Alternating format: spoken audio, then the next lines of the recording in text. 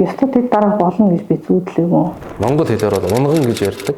Энэ байгууллагад ажил амьдралдаа зориулсан энэ бүрэлдэхүүнээс сонгохоор хичээсэн. За намайг отгоны суд дээр 1978 онд төрсөн. За 4 хүүхэдтэй айлын хүүхэд нь багтаа ингээл би нөө автгаа ингээл сургууль цэцэрлэг рүү явна шүү дээ. Тэмүүд ингээл амар хурдан алхаал ингээл чигээл баг үүчих шахав. Тэр үед чи ямар нөө машин тэрэгшүүж байсан юм шүү дээ. Тэгээд нөө нийтийн унаанд сууж явдаг. Тэгээд аминдаа нөө автобусандаа суух бол айгүй их яарал явдаг байсан л та. Тэгээд яг ингээ аавгаа ингээл дуургаал ингээл нөө хурдан алхаал явсараад амар юм хурдан юм алхаж айгүй сурсан би чангатай болсон гэх юм уу. Манай ээжийн дүүн гимнастикийн спортын мастер хүн гэдэг Ганбаатар гэдэг спортын хувьд тамирчин гэдэг туслан байдаг гэсэн шүү. Тэр тусланд зуны 3 сарыг баг тэнд л өнгөрүүлдэг байсан. Тэгээд их хөнгөн шингэн тэгээд нөгөө тамирчдыг нөгөө дагаж гүйч чараасаад их хөнгөн шингэн болчихсон. Тэгээд 10 жилийн сургуулаа төгсөөд хуулийн хэлийн зэрэгэнд дэд сургуульд шалан нэвтрүүлэх албаны ажилтан орчуулагч гэдэг одоо анги бол нэлээд анхаарал татсан гэх юм уу. Би миний өөрийн хүсэл мөрөөдөл орчуулагч болъё гэсэн сонирхолтой. Цэргийн сургуулийн сонсогч болоод эхний өдөр одоо казарманд байрлаа. Тэгэл одоо нөгөө цэрэг шиг ингээл жагсаал эхэлж байгаа байхгүй юу. Тэгэл тэгсэн дархан нарт гэж орон зугаалгандаа гэж гараалж ихслээ.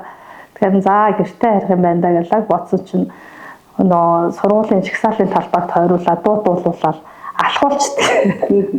Тэгэхээр нөө эн чинь орон зугаалганд юм байт юм байна шүү дээ гэд бодож исэн. Одоо тэгэл цэргийн сургуульд очиод ингээл зарим ингээд сонсогч зэрэг эмэгтэй сонсогч харахад өөрийгөө харж байгаа юм шиг харагддаг шүү дээ толинд.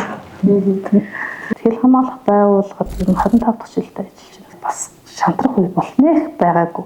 Баярлсан гэж яг өөрөө би яг энэ хэлчин хүн болсон гэдгээ бахархах үе мэн бол ерөнхийдөө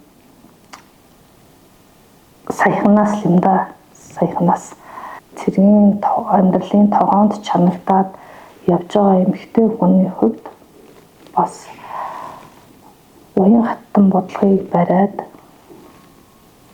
энэ цэргийн газар эмэгтэй дэд дарга байх ёстой гэдэг бодлогыг бариад бас томилсон хууль зүйн сайдын бодлогод их огшсон. Энэ удаагийн томилгоонд хууль зүйн тогтоох даргын сайдын хувьд хэл хамгаалах байгууллагын монгол хэлээр бол унган гэж ярьдаг. Энэ байгууллагад ажил амьдралдаа зориулсан энэ бүрэлдэхүүнээс сонгохоор хичээсэн. Би Сувд Эрдэнэ дарагтаа 3 хоногийн өмнө анх удаага би ямар хүн байдгийг харсан. Нэгд өдөр хууль зүйн тогтоох даргын сайд дуудсан. Тэгээд сандралууд яах гэж байгааг мэдгүй юм шүү дээ. Тэгээд сандрал ирээл уулзсан. Тэгээд нөө хэл хамгаалах ерөнхий газар дэд дарга буюу хэл хамгаалах байгууллагуудад анх удаас эмэгтэй албаагчийг дэд даргаар томилж байгаа шийдвэрийг бол танилцуулсан. Тэгээд хууль зүйн тогтоох даргын сайд манаас өөрөө хэлсэн. Таныг чадна гэж бодож байна, итгэл хүлээлгэж байна.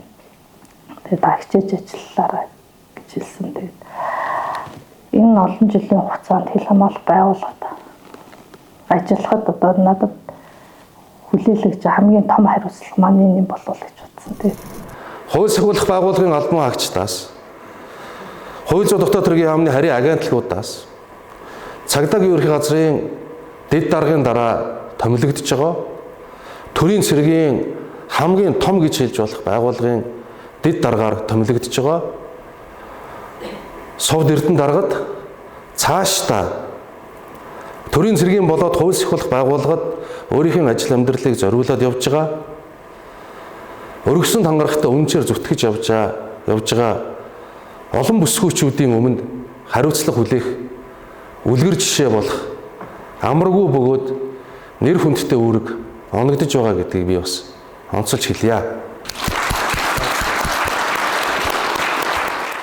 Улсын хил дээр ажиллаж байгаа мянган эмэгтэйчүүдийн дуу хоолой болж за тэднийхээ гэр бүл үр хүүхдийн төлөө бас хоёргүй сэтгэлээр зүтгэн ажиллана.